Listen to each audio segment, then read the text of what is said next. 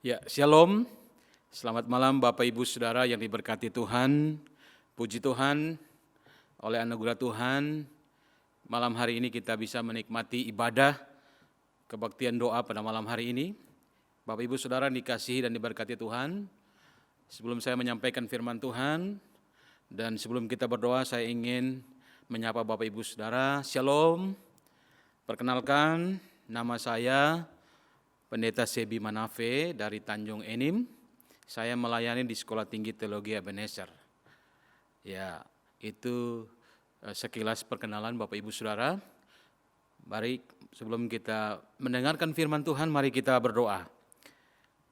Bapa Sorgawi, dalam nama Tuhan Yesus, kami menaikkan syukur, terima kasih kepada Tuhan yang baik, yang mengasihi kami hingga malam hari ini. Terima kasih ada kesempatan bagi kami untuk masuk dalam kebaktian doa malam hari ini. Dan Tuhan, kami merindukan dalam kebaktian doa ini, kami mau belajar kebenaran firman Tuhan. Karena kami tahu hanya kebenaran firman Tuhan sajalah yang akan menolong, menuntun kami, supaya kami hidup dalam kehendak Tuhan bersesuaian dengan firman-Mu. Oleh sebab itu Tuhan, berkatilah kami pada saat ini, lewat pembacaan perenungan firman. Tidak saja Engkau buat kami mengerti, tetapi kiranya Engkau dalam tuntunan Roh-Mu yang kudus memampukan kami untuk melakukannya. Berfirman, berkati kami semua ya Bapa, karena kami sudah siap membaca dan merenungkan firman Tuhan, serta siap melakukannya. Dalam nama Yesus, amin. Baik, Bapak Ibu Saudara yang diberkati Tuhan, malam hari ini kita bersama-sama akan merenungkan firman Tuhan di bawah tema kasih-Nya memulihkan hidupku. Untuk membahas tema ini, saya mengajak kita untuk bersama-sama mendasarinya lewat kebenaran firman Tuhan yang saya ambil dari Injil Matius. Matius pasal yang ke-9 ayat 18 sampai 26. Sekali lagi Matius pasal yang ke-9 ayat 18 sampai ayat yang ke-26, saya akan membacakan, Bapak Ibu bisa mengikuti dalam Alkitab masing-masing.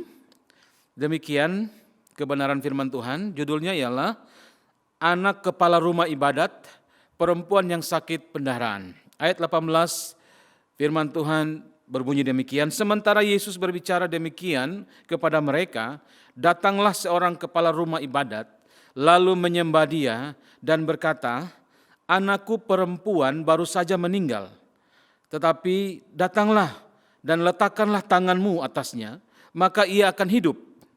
Lalu Yesus pun bangunlah dan mengikuti orang itu bersama-sama dengan murid-muridnya. Pada waktu itu, seorang perempuan yang sudah 12 tahun lamanya menderita pendarahan, maju mendekati Yesus dari belakang dan menjama jumbai jubahnya. Karena katanya dalam hatinya, asal ku jama saja jubahnya, aku akan sembuh. Tetapi Yesus berpaling dan memandang dia serta berkata, teguhkanlah hatimu, hai anakku, imanmu telah menyelamatkan engkau. Maka sejak saat itu, sembuhlah perempuan itu. Ketika Yesus tiba di rumah kepala rumah ibadat itu dan melihat peniup-peniup seruling dan orang banyak ribut, berkatalah ia, pergilah, karena anak ini tidak mati tetapi tidur. Tetapi mereka menertawakan dia. Setelah orang banyak itu diusir, Yesus masuk dan memegang tangan anak itu, lalu bangkitlah anak itu. Ayat yang ke-26 terakhir, maka tersiarlah kabar tentang hal itu ke seluruh daerah itu. Bapak Ibu Saudara, sedemikian jauh pembacaan firman Tuhan. Tema yang tadi diberikan yang saya sudah ucapkan di awal ialah kasih-Nya yang memulihkan hidupku. Bapak Ibu Saudara, saya berpikir bahwa dalam hidup kita, hal yang paling dirindukan ialah ketika kita dikasihi atau ketika kita menikmati kasih. Bapak Ibu Saudara berbicara tentang kasih, kasih itu kalau di dalam Alkitab itu menunjuk kepada satu pribadi yang agung, yang mulia, yang berkuasa, itulah Yesus Kristus.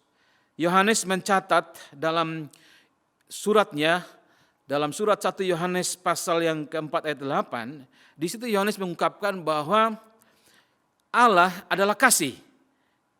Ketika dikatakan bahwa Allah itu adalah kasih, maka sebenarnya kasih yang sejati itu adalah di dalam dan melalui pribadi Yesus Kristus.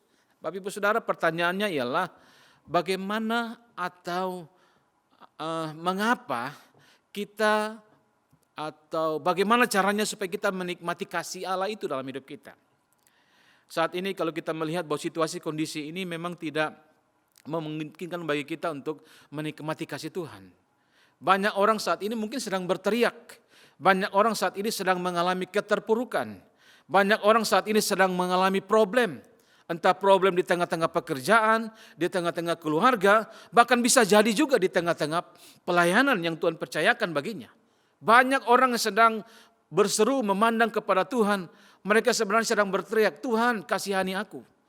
Mereka sedang berteriak, bagaimana supaya aku bisa menikmati kasih-Mu Tuhan. Bapak Ibu Saudara, kalau Bapak Ibu bertanya kepada saya, apakah Tuhan mengasihi aku? Apakah Tuhan tetap yang adalah kasih itu peduli atas hidupku? Ketika aku sedang berada dalam pergumulan seperti ini. Bapak Ibu Saudara, kalau kita perhatikan dalam Injil sinoptik Matius, Markus, Lukas, bahkan Yohanes di situ mencatat bahwa ketika Tuhan datang ke dunia ini, Tuhan Yesus selalu berkata kepada orang-orang yang sedang mengalami pergumulan, mengalami persoalan, Tuhan selalu berkata kepada mereka bahwa bukan orang sehat yang memerlukan tabib, tetapi orang sakit. Dan kemudian Yesus seringkali dia berkata bahwa aku datang bukan untuk memanggil orang benar, melainkan orang berdosa. Bapak Ibu Saudara, ini merupakan pernyataan kasih Allah. Bahwa dia datang ke dunia ini, dia mencari orang yang sedang mengalami pergumulan. Orang yang sedang mengalami sakit, orang yang sedang mengalami perbudakan dosa dan sebagainya. Dan dia mencari orang-orang seperti itu. Dan dia ingin menunjukkan bahwa dia mengasihi orang-orang demikian. Sehingga Bapak Ibu Saudara, kalau kita melihat kasih-Nya memulihkan hidupku, bahwa Tuhan memang mau mengasihi kita dan memang Tuhan mau memulihkan hidup kita. Tetapi pertanyaan besar dalam kehidupan kita ialah, bisa jadi sampai hari ini kita tidak atau belum menikmati kasih Tuhan itu. Oleh karena bisa jadi dalam hidup kita atau apa yang kita lakukan di hadapan Tuhan itu belum bersesuaian dengan apa yang Tuhan mau. Belum bersesuaian dengan apa yang Tuhan inginkan. Sehingga Bapak Ibu Saudara, kalau kita bilang bahwa Tuhan itu kasih, dan kalau kita bilang bahwa hanya kasih-Nya bisa memulihkan, pertanyaannya, apakah sampai hari ini kita menikmati kasih Tuhan itu enggak? Apakah sampai hari ini kita merasakan bahwa kasih Tuhan itu, bahwa dia datang mencari orang-orang yang sedang ada dalam pergumulan itu, kemudian melepaskan dari pergumulan itu, kita sudah nikmati atau belum? Bapak Ibu Saudara, teks firman Tuhan ini berbicara tentang dua tokoh. Ya, yang saya sudah bacakan firman, dua tokoh. Yang pertama itu kepala rumah ibadat, itu namanya Yairus. Yang kedua ialah ada seorang perempuan yang sudah mengalami penyakit pendarahan dan dia alami selama kurang lebih 12 tahun. Wow, luar biasa. Pergumulan mereka yang luar biasa. Kalau kita mau melihat saat ini, pergumulan dari si Yairus itu berkenaan dengan anak perempuannya yang kemudian dikatakan bahwa sudah meninggal. Dia datang kepada Tuhan itu untuk apa? Dia datang kepada Tuhan supaya jikalau Tuhan berkenan, Tuhan bisa membangkitkan anaknya yang mati itu kemudian hidup lagi. Itu yang dirindukan, sehingga dia datang kepada Tuhan. Yang kedua, ada seorang perempuan yang ketika Tuhan Yesus lewat, kemudian dia mencoba mendekati Tuhan Yesus dari belakang, kemudian dia menjamah jumbai baju Tuhan, dan dia punya iman bahwa ketika dia menjamah itu, dia akan menikmati pemulihan. Dan Bapak Ibu Saudara ini berkati Tuhan, dari dua pribadi ini dikatakan bahwa akhirnya mereka menikmati kasih Tuhan itu. Mereka menikmati pemulihan Tuhan itu dalam hidup mereka. Yang satu anaknya akhirnya menikmati bahwa dia sudah mati kemudian dia bisa bangkit. Yang kedua ialah seorang perempuan yang sudah mengalami pendarahan 12 tahun pun menikmati pemulihan dari Tuhan. Dia merasakan kasih Tuhan. Sehingga kalau berdasarkan tema ini, mereka berdua mungkin berhadapan dengan kita, mungkin berhadapan dengan Tuhan. Mereka katakan, Tuhan terima kasih, saya sudah menikmati kasih-Mu. Kasih-Mu itu memulihkan hidup dan benar-benar aku alami. Tapi Bapak Ibu Saudara, apa yang membuat akhirnya Tuhan berbelas kasihan? Apa yang kemudian membuat Tuhan Yesus melihat kedua pribadi ini datang meminta pertolongan dan mereka menikmati pemulihan? Apa yang sudah ditunjukkan oleh kedua tokoh ini? apa yang sudah ditunjukkan oleh kepala rumah ibadat ini dan juga perempuan ini. Sehingga ketika mereka datang dan kemudian mereka bisa menikmati pemulihan dari Tuhan. Bapak Ibu Saudara, maka dari firman Tuhan ini saya mengajak kita untuk melihat minimal ada 3 cara atau 3 sikap yang ditunjukkan oleh kedua tokoh ini yang membuat akhirnya mereka bisa menikmati pemulihan dari Tuhan. Yang akhirnya membuat mereka akhirnya bisa merasakan kasih Tuhan itu dalam kehidupan, kasih yang menyelamatkan, kasih yang menghidupkan, kasih yang akhirnya menghadirkan mujizat pemulihan yang dialami oleh wanita yang mengalami pendarahan dan juga kepala rumah ibadat itu. Bapak Ibu Saudara, yang pertama yang ditunjukkan oleh kedua pribadi ini, kalau kita perhatikan dalam kebenaran firman Tuhan ini, dalam ayat yang ke-18 kalau kita baca, ketika Tuhan Yesus sedang berbicara dengan murid-murid Yohanes pada waktu itu, konteksnya ialah ketika mereka sedang berbicara, kemudian datanglah kepala rumah ibadat ini, yaitu Yairus, datang kepada Tuhan, kemudian memohon kepada Tuhan, supaya Tuhan datang menyembuhkan, atau datang untuk membangkitkan anaknya yang sudah mati. Yang menarik di situ ialah, saya melihat bahwa ada langkah iman yang ditunjukkan oleh kepala rumah ibadat ini. Dia datang kepada Tuhan itu untuk apa? Datang untuk supaya Tuhan itu menolong dia. Dan ini langkah yang ditunjukkan ini ialah ketika dia datang itu berbicara tentang suatu tindakan aktif yang ditunjukkan oleh seorang kepala rumah ibadat ini. Bapak Ibu Saudara, dia punya pergumulan. Bagi kacamata kita sebagai manusia biasa, menggunakan logika manusia, tidak mungkin. Bagaimana mungkin orang sudah mati kemudian dibangkitkan pada waktu itu? Ya kalau sudah meninggal pasti di dalam pikiran kita ya sudah meninggal ya dikubur saja. Tetapi yang menarik orang ini, dia tidak sibuk mempersiapkan untuk menguburkan anaknya. Tetapi dia tahu ada Tuhan Yesus, dia datang kepada Tuhan, ini luar biasa. Ini yang disebut dengan langkah iman, Bapak Ibu Saudara. Kenapa bisa menikmati? Karena orang ini menunjukkan datang kepada Tuhan. Datang kepada Tuhan itu adalah usaha sadar yang dikerjakan oleh kepala rumah ibadah ini, yaitu Yairus. Dia sadar dia datang kepada Tuhan. Dia tahu juga bahwa dia datang kepada Tuhan. Bisa saja Tuhan bilang, oh udah mati kenapa datang? Kecuali masih sakit, engkau datang aku sembuhkan. Ini perkaranya sudah meninggal. Bisa saja seperti itu. Tetapi dia datang kepada Tuhan. Ini hal yang menarik Bapak Ibu Saudara. Mengapa dia bisa menikmati pemulihan itu? Karena dia datang kepada Tuhan. Bapak Ibu ingat dalam Matius 11 ayat 28, Tuhan Yesus pernah berkata begini, marilah kepadaku semua yang letih, lesu dan berbeban berat. Aku akan memberikan kelegaan kepadamu. Artinya begini, apa yang ditunjukkan oleh kepala rumah ibadat ini Yairus ini adalah respon terhadap undangan Tuhan Yesus. Tuhan pernah menyampaikan, marilah kepadaku semua yang letih lesu. Artinya orang ini datang. Dia memang sedang mengalami letih lesu karena apa? Karena anaknya meninggal, dia datang kepada Tuhan. Artinya dia meresponi kehendak Tuhan. Sehingga ketika Tuhan melihat ini langkah konkret datang ini, maka inilah yang dikehendaki Tuhan. Dan akhirnya dia menikmati mujizat. Yang berikut Bapak Ibu Saudara, ini juga dialami oleh seorang wanita yang mengalami pendarahan 12 tahun Bapak Ibu Saudara. Kalau Bapak Ibu perhatikan 12 tahun itu bukan waktu yang singkat, 12 tahun. Kalau Bapak Ibu pernah atau membaca cerita ini perempuan ini sudah 12 tahun mengalami penderitaan, bagaimana dari bentuk fisiknya. Pasti dia mengalami letih, lunglai dan sebagainya. Bisa saja mengalami fisik yang kurus.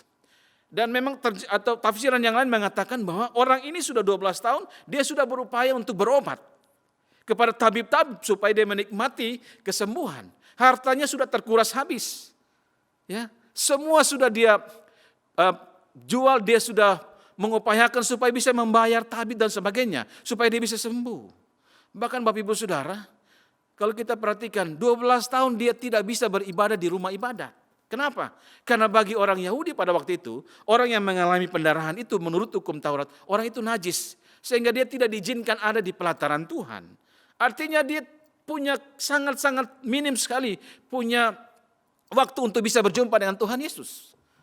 Sehingga memang pergumulan yang luar biasa. Tetapi firman Tuhan katakan ketika dia tahu ada Tuhan Yesus sedang berjalan menuju kepada rumah kepala ibadat itu yaitu Yairus. Dia mendekati Tuhan dari belakang. Kemudian yang menarik, dia datang kepada Tuhan itu, dia menjama jumbai dari jubah Tuhan Yesus itu. Dan ketika dia menjama, ada pikiran di balik itu bahwa dia hanya menjama saja, dia tidak berbicara langsung dengan Tuhan, maka dia menikmati pemulihan. Ini luar biasa. Tetapi yang saya catat ialah orang ini ada pergumulan, ada istilah yang dipakai di Alkitab ialah kalau Yairus datang tetapi dia katakan dia mendekati Tuhan. Ini hal yang prinsip menurut saya Bapak Ibu Saudara. Pergumulan boleh ada, kita tidak akan lepas dari pergumulan. Tapi kadang-kadang pergumulan itu justru memisahkan kita dari Tuhan. Karena sudah memisahkan kita dari Tuhan, kadang-kadang kita bilang Tuhan kasihani aku. Tuhan Engkau adalah Allah yang kasih, Engkau peduli. Tapi kadang-kadang pergumulan itu membuat kita akhirnya tidak mau beribadah, kita tidak mau mendekat pada Tuhan. Ini bertentangan dengan yang ditunjukkan oleh kedua tokoh ini yang luar biasa. Pergumulan bagi manusia itu tidak mungkin, tapi mereka datang kepada Tuhan, mendekat kepada Tuhan. Ini luar biasa Bapak Ibu Saudara. Sehingga saya mau katakan, kalau kita mau merasakan bahwa kasih-Nya itu memulihkan hidupku, maka jangan pernah berhenti untuk tidak datang kepada Tuhan. Harus datang kepada Tuhan. Mendekat, semakin mendekat kepada Tuhan, itu langkah sederhana. Bapak Ibu mungkin berkata, itu aku sudah lakukan. Oke, tapi pertanyaan saya, apakah ketika Bapak Ibu melakukan itu, pada waktu Bapak Ibu membutuhkan Tuhan saja, atau ketika Bapak Ibu hidup di dalam berkat atau menikmati kenyamanan dari Tuhan? Bapak Ibu kadang-kadang kalau mau jujur dengan hati kita masing-masing, kadang-kadang ketika kita dalam pergumulan kita baru datang, mendekat kepada Tuhan. Itu pun bukan inisiatif sendiri, itu pun juga diberi nasihat. Kalau mau jujur kita katakan.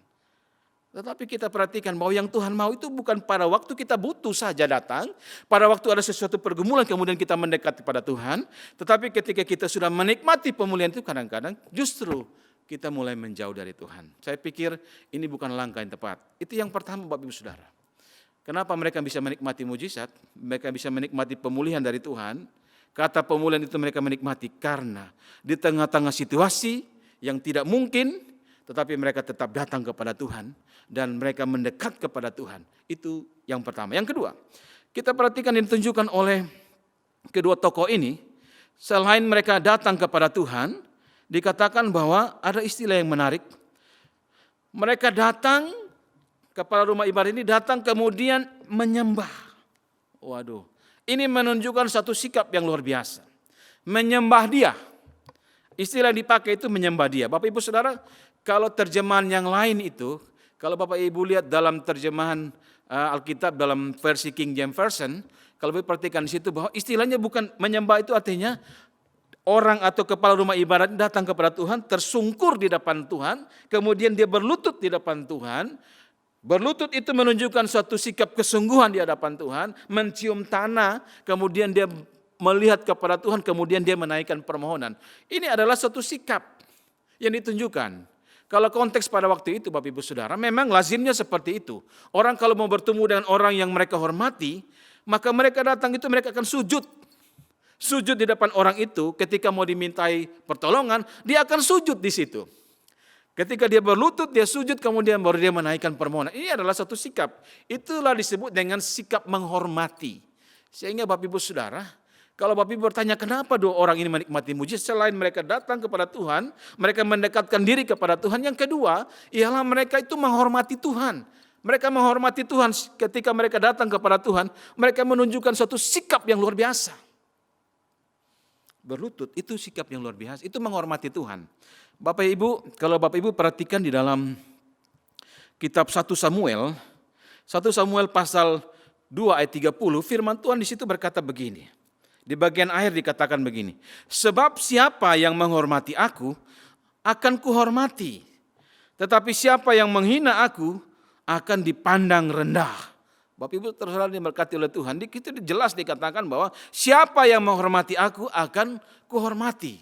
Dan Bapak Ibu Saudara, yang ditunjukkan oleh kepala rumah ibadat Yairus dan perempuan yang mengalami pendarahan ini, Bapak Ibu perhatikan, mereka datang berlutut itu adalah wujud daripada mereka menghormati Tuhan. Dan ketika mereka menunjukkan itu di hadapan Tuhan, memang Tuhan menghormati mereka dengan cara apa? Ketika mereka datang memohon pertolongan Tuhan, penghormatan Tuhan bagi orang yang datang itu ialah mereka menikmati pemulihan dari Tuhan.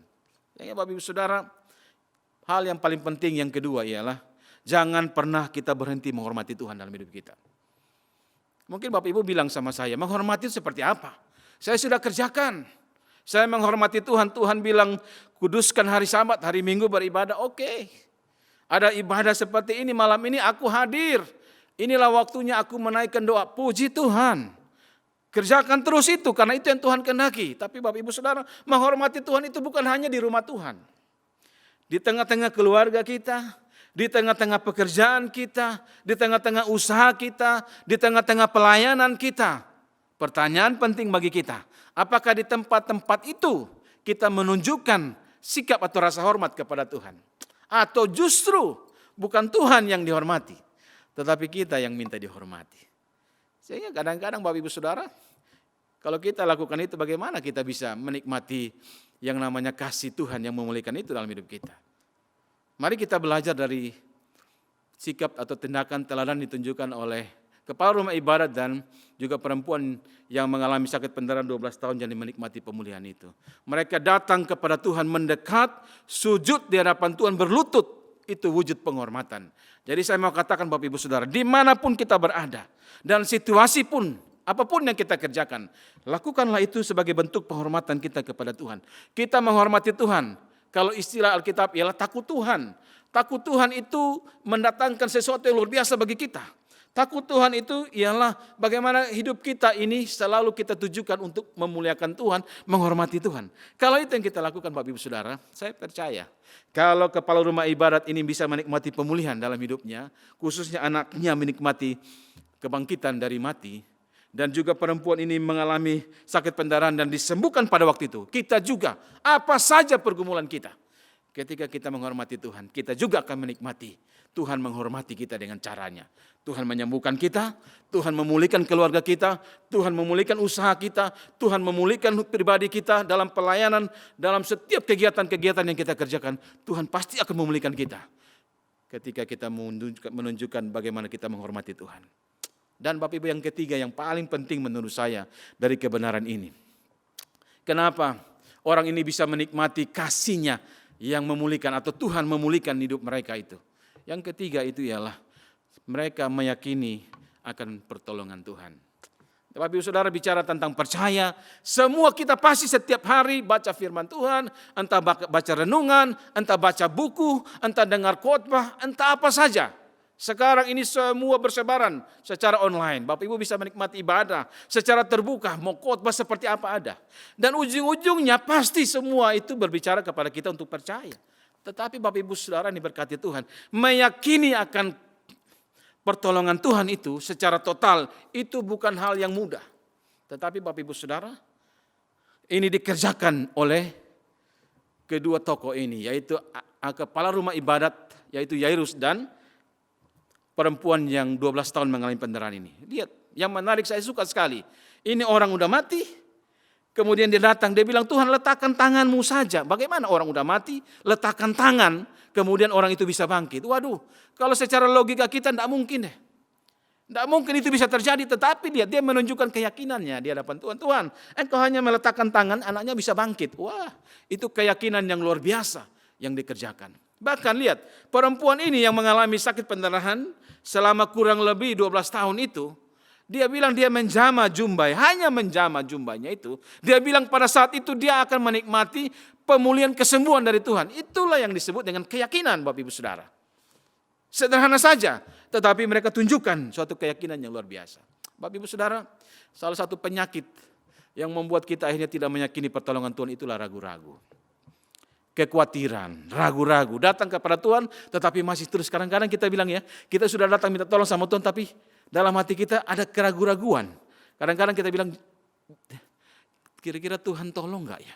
Kira-kira Tuhan sembuhkan enggak? Kira-kira Tuhan pulihkan enggak? Kadang-kadang keraguan-raguan itu selalu muncul dalam kehidupan kita. Dan itu salah satu hal yang membuat kita akhirnya tidak menikmati pemulihan dari Tuhan. Bapak Ibu Saudara, Yakobus 1 ayat 8 berkata begini.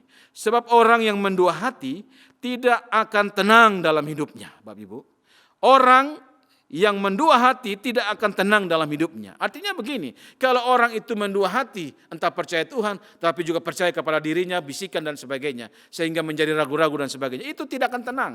Dan bagaimana dia tenang, kemudian bagaimana dia bisa menikmati pertolongan Tuhan, bagaimana dia bisa menikmati mujizat Tuhan, kalau masih ada itu. Maka Bapak Ibu Saudara, keraguan-raguan itu harus kita singkirkan. Kalau kita sudah datang meyakini, itu disebut dengan menyerahkan diri secara total, mempercayakan diri secara total pada pertolongan Tuhan. Dan ini dilakukan, dan dia menikmati mujizat, Bapak Ibu Saudara. Sehingga Bapak Ibu Saudara yang diberkati oleh Tuhan, maka Tuhan selalu punya cara untuk menolong kita. Tetapi Tuhan juga melihat sejauh mana keyakinan kita. Orang yang mati aja bisa dibangkitkan. Ini 12 tahun mengalami pendarahan, dia menikmati pemulihan Tuhan. Saya percaya Bapak Ibu Saudara, ketika Bapak Ibu terus meyakini akan pertolongan Tuhan, iman Bapak Ibu terus didasarkan pada Tuhan, maka kita percaya Tuhan pasti akan memulihkan kita. Bapak Ibu, jangan pernah mengecilkan Tuhan, kemudian memperbesar meyakini akan persoalan yang terlalu besar. Harusnya Tuhan kita itu lebih besar dari pergumulan kita. Sehingga keyakinan kita bahwa apapun bisa Tuhan tolong, dengan keyakinan itu saya percaya kasih-Nya pasti akan juga kita alami. Pemulihan akan kita alami dalam hidup kita. Sehingga Bapak Ibu Saudara, kita akan suatu saat kita akan bersaksi bahwa Tuhan menolong saya. Kalau 2 orang ini ditolong, saya pun ditolong. Dan Bapak Ibu Saudara, ingat kerjakan ini baik-baik. Datang pada Tuhan, tetap mendekat pada Tuhan. Bapak Ibu teruslah menghormati Tuhan dalam hidup Bapak Ibu Saudara. Dan kemudian Bapak Ibu ingat, teruslah meyakini bahwa Tuhan sajalah yang bisa menolong. Itulah iman. Ketika itu kita tunjukkan di hadapan Tuhan, menghadapi apapun, saya percaya kasih Tuhan akan kita alami. Kita akan dipulihkan oleh Tuhan. Kiranya Bapak Ibu Saudara diberkati oleh Tuhan. Damai sejahtera selalu menjadi bagian Bapak Ibu. Tuhan Yesus memberkati. Mari kita berdoa. Tuhan, terima kasih kami sudah membaca merenungkan firman Tuhan. Kami belajar Tuhan dari firman-Mu, kalau kepala rumah ibadat yaitu Yairus dan juga seorang perempuan yang mengalami sakit pendarahan 12 tahun bisa menikmati pemulihan, merasakan kasih-Mu yang memulihkan itu dalam hidup mereka. Kami percaya kami juga bisa mengalami pemulihan itu dalam hidup kami. Tapi tolonglah kami Tuhan, supaya kami sungguh-sungguh datang kepada Engkau. Supaya kami sungguh-sungguh mendekatkan diri kepada Engkau. Justru di tengah pergumulan, kami semakin mendekatkan diri kepada Tuhan. Dan Bapak Ibu dan Bapa di sorga, tolong kami tidak hanya itu, supaya kami terus menghormati Engkau dalam hidup kami. Supaya kami terus juga meyakini, beriman sungguh-sungguh kepada Engkau, bahwa hanya Engkau saja yang menolong kami. Ketika kami lakukan itu, kami percaya Tuhan terus akan mengerjakan pemulihan dalam hidup kami. Kami akan menikmati pertolongan tepat waktu, menikmati mujizat dalam hidup kami. Dan biarlah melalui semua itu, banyak orang akan melihat apa yang kami alami, pemulihan kami alami, tetapi mereka juga bisa memandang kepada Tuhan dan mereka juga mengalami apa yang kami alami. Kami bersyukur untuk kebenaran firman Tuhan ini, kiranya Roh-Mu yang kudus saja yang akan memampukan kami untuk melakukannya dalam hidup kami tiap-tiap hari. Terpujilah Engkau Bapa Sorgawi yang sudah berfirman dan sudah memberkati kami pada kesempatan malam ini. Dalam nama Tuhan Yesus kami berdoa. Amin.